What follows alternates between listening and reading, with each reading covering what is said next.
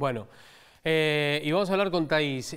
Tenemos algunos temas para desarrollar, pero a propósito de esto estábamos hablando, mientras Nacho también estaba desarrollando el tema de los incendios, porque es una preocupación muy grande y obviamente no es la primera vez, Thaís, ¿no? Buen día. Sí, buen día. Y están también ahí primero dos cosas para aclarar. Por un lado, el mapa que veíamos en tiempo real es de una iniciativa Infoamazonía dedicada justamente, ¿no?, a periodismo ambiental, para destacarlo porque son colegas amigos del país brasilero. Y por otra parte también las críticas que veía hoy en la mañana, sobre todo en las redes sociales, de distintos grupos ambientalistas, porque justamente, como recién mencionaba, ¿cuál es la causa de los incendios? Más allá de las condiciones climáticas, ¿no?, y de la sequía, y un poco también en respuesta a lo que tiene que ver con la actitud del nuevo presidente en Brasil, Jair Bolsonaro, de un poco liberar la Amazonía, ¿no?, a la explotación, en lugar de defenderla y de protegerla. Hay comunidades originarias también afectadas, y de lo que se está hablando es del pulmón del planeta. Digo, lo que no se cuida hoy, mañana, ¿no?, ya puede resultar ser irreversible. Por eso veníamos hablando de siempre, ¿no es cierto?, el cuidar el planeta. Para algunos el incendio es beneficioso porque pueden hacer emprendimientos en un lugar en el cual fue devastado por el fuego. Exacto, el objetivo final es primero la quema para después poder utilizar ese terreno para caso de pastoreo, lo que se conoce también como el agronegocio. El tema es cuál es después, ¿no?, cuáles son las consecuencias, a qué costo se está desarrollando económicamente, y en una semana también en la que el presidente Jair Bolsonaro despidió al presidente del instituto que dio los datos sobre cómo había crecido la deforestación este año en Brasil. Por eso es importante combinar lo político con lo que pasa, ¿no?, a nivel de desastre natural, y también con las críticas desde el punto de vista de la necesidad de proteger un espacio vital no solo para Brasil, para el mundo entero. Exacto. Bueno, y otro de los temas que íbamos a hablar, en realidad uno de los temas centrales que íbamos a hablar con Thaís, es el del calentamiento global y el derretimiento de un glaciar. Yo estaba pensando, digo, a ver, si lo trasladamos, porque la gente dice, un glaciar, pero estamos lejos, qué macana, la verdad, y siguen con otro tema. Pero si yo te lo traslado a tu casa, día de calor o no, y vos querés tomar algo fresco, tenés una bebida natural y querés ponerle hielo, vas al freezer, abrís y ves que los cubitos están derretidos, que bajó el nivel, inclusive la comida. ¿Qué está pasando?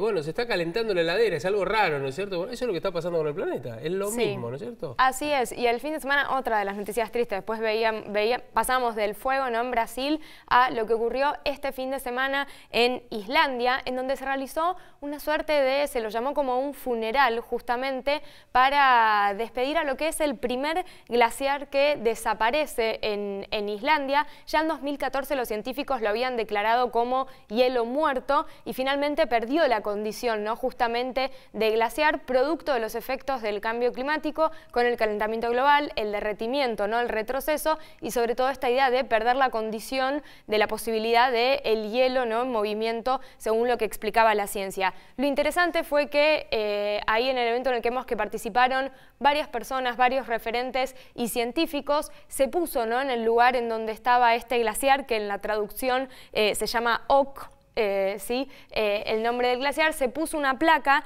bajo el título de Una carta al futuro.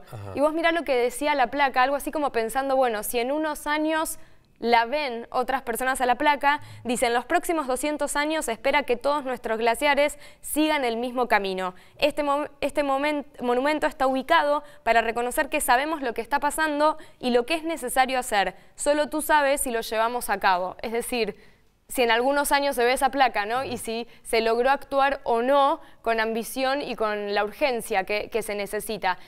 Fue una suerte también de esto, ¿no?, de demostrar que los efectos del cambio climático se sienten ahora, y con efectos que son justamente que empiezan a ser irreversibles, y por eso también la necesidad de actuar con más urgencia y más ambición. La placa tenía incluso también una cifra que veíamos ahí, que era 415 ppm de CO2, que ¿qué significa? Fue la cifra que alcanzó, ¿no?, de aporte digamos, exacto, de dióxido de carbono, partes por millón, quiere decir 415 partes por millón en agosto de este año, un poco como para marcar, ¿no?, un nuevo récord que va mucho más allá de lo que la ciencia dice, ¿no?, que se tiene que estar emitiendo. Ahora yo te digo algo, porque el tema del cambio climático y demás, hablamos de los glaciares, ¿no?, en este caso el derretimiento.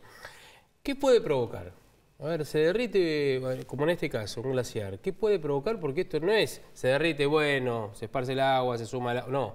¿Esto provoca inundaciones en otros lugares o no? Al sumarse una masa líquida mayor a la que ya estaba establecida, ¿no? Tiene que ver, sí, con un desequilibrio, ¿no? General. A veces se hace la relación directa de que se derrite el glaciar, aumenta, ¿no?, el nivel del mar. El nivel del mar también aumenta por el calentamiento, ¿sí? Y la dilatación, esa también es otra de las causas. Pero acá tiene que ver que en la naturaleza, yo siempre lo defino así, todo es equilibrio. Basta con que rompes un poco el desequilibrio y va a terminar, ¿no?, afectando de alguna u otra manera. Obviamente que si esto a gran escala lo empezamos a pensar, sí, todo funciona como un termómetro, ¿no? Sí. Entonces hay que tener en cuenta la importancia justamente de acá de reducir las emisiones contaminantes para mantener el aumento, ¿no?, de la temperatura del planeta, por lo menos por debajo de lo que la ciencia dice que los efectos no van a ser tan dramáticos. Bien. Y otro de los temas que vamos a hablar, ya volcándonos a nuestro país,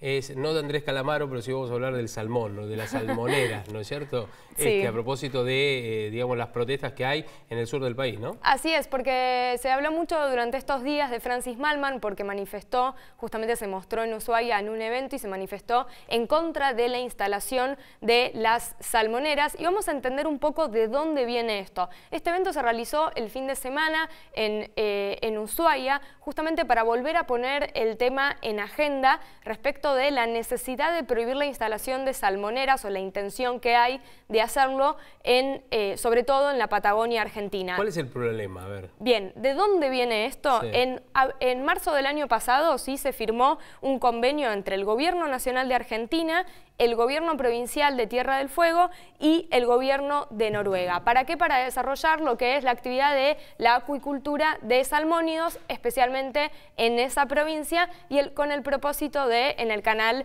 de Beagle, ¿sí? Entonces, eso generó obviamente la crítica de organizaciones. ¿Por qué? Por el impacto ambiental que tiene esta actividad y que ya viene con malos antecedentes de Chile. El salmón que hoy comemos nosotros acá viene de Chile y ya ahí hay antecedentes del impacto. Ahora después vamos a ver en una placa justamente. ¿Cuál es el impacto? Está exacto. Bueno, sí. Pero para entender un poco, digamos, cómo viene eso. Bueno, ante las críticas que hubo y sobre todo también, esto es interesante, cuando se suman el año pasado, este año, cocineros, ¿sí?, a criticar justamente y a visibilizar, ¿no?, el impacto de este tipo de industria, es que desde el Gobierno de Tierra del Fuego dicen que este tema ya no es prioritario en su agenda. Ahora, ¿qué es lo que están tratando las organizaciones de buscar? Que por ley justamente se establezca que se prohíba la instalación de esta actividad, no solo en el canal de Beagle, sino, digamos, en todo el territorio. Evitar que se instalen salmoneras en el territorio argentino. Al momento hubo, sí, una ordenanza municipal para que no se desarrollara la actividad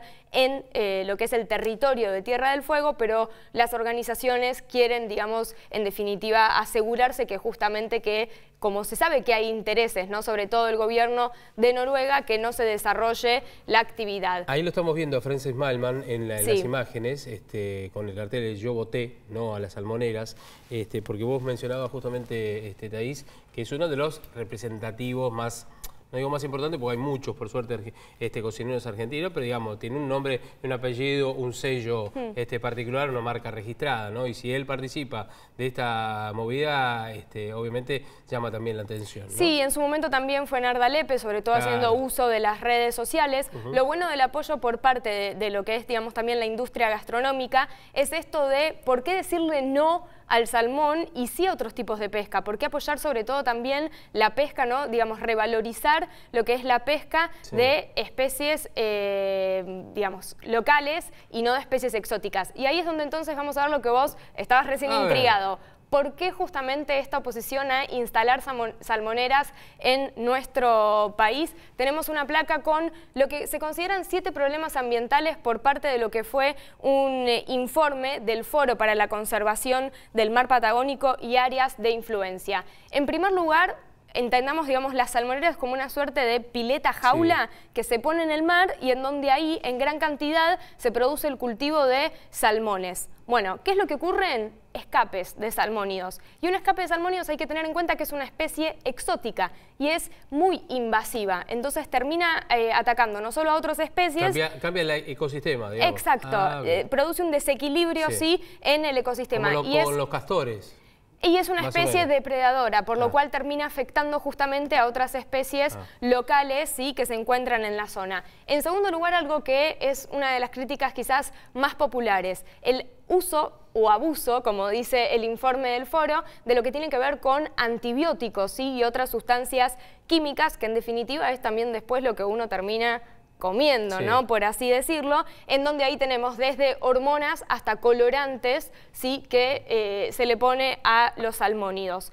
En tercer lugar, veíamos en la placa, ¿sí?, el otro problema vinculado con el impacto del ambiente, la introducción y propagación de enfermedades. Tiene que ver con todas cuestiones que justamente al estar esas piletas en el agua, ¿sí?, generan un desequilibrio en todo el ecosistema alrededor y también que termina después, digamos, afectando lo que es la salud. Por otra parte también depósitos de residuos, ¿sí?, que quedan en el fondo marino, y esto tiene que ver con restos de comida, ¿sí?, con heces de los propios salmónidos y también con salmónidos muertos, lo cual eso también genera a nivel sanitario, ¿sí?, en el caso de Chile ya hubo antecedentes. Generación también de desechos por parte de la propia industria, desde dejar jaulas, restos plásticos, ¿sí?, boyas, o sea, todo eso también genera un desequilibrio en el ecosistema. La presión pesquera sobre otras especies silvestres, ¿sí?, que terminan sirviendo de alimento, y una interacción negativa que puede haber con otras especies, sobre todo mamíferos y aves, por justamente la contaminación que se genera. Estos son los motivos justamente que se sostienen, repito, son por parte también de un informe detallado que se hizo desde el Foro para la Conservación del Mar Patagónico, y son los motivos también por los cuales se quiere defender la protección del ecosistema, ¿no?, local, teniendo además, insisto con esto, si se buscan los antecedentes de lo que viene pasando en Chile a nivel de impacto del ambiente, ¿para qué se va a traer, ¿no?, algo así, cuando encima se puede dedicar, digamos, se puede revalorizar la pesca de, por ejemplo, merluza, ¿sí?, o de otra especie. Pejerrey, entre otros. De otras especies locales. Lo que pasa es que hay que entender que es un negocio. Y si lo entendemos desde ese punto de vista, uno puede entender por qué se hace a pesar de.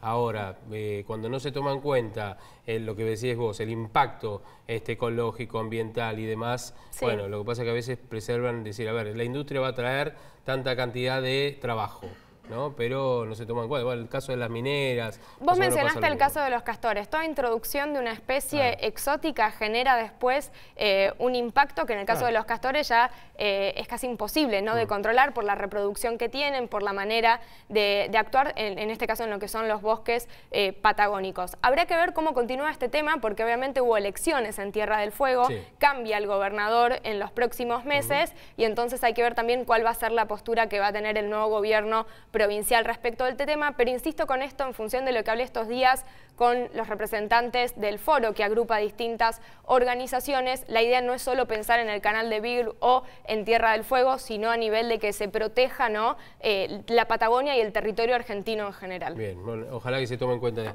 este tema también. Bueno, Thaís, mucho para desarrollar y mucho por lo que queda también. No coman salmón, vamos a decir. Bueno, vamos, elijan otros cortes de pescado. Vamos. Lo que pasa es que es distinto, yo no sé si es Vos tan pensá en así. los antibióticos que yo te dije, el abuso de antibióticos, pensalo cuando lo tengas ahí y elegí otro corte. En todo caso que el gobierno, o los gobiernos, en este caso el nuestro, tenga el tema en cuenta. El tema del salmón, qué sé yo, es un pez o un pescado que uno lo toma porque está acostumbrado a la dieta, más allá de otros pescados, no es barato, además no es barato. Pero el tema del sushi es complicado. Ahora que desde hace varios años, viste, el sushi está muy en boga, más allá de que algunos podrán comerlo ahora o no. Te vas a reír con lo que te voy a decir, pero hay sushis vegetarianos que también son muy buenos, ¿eh? Pero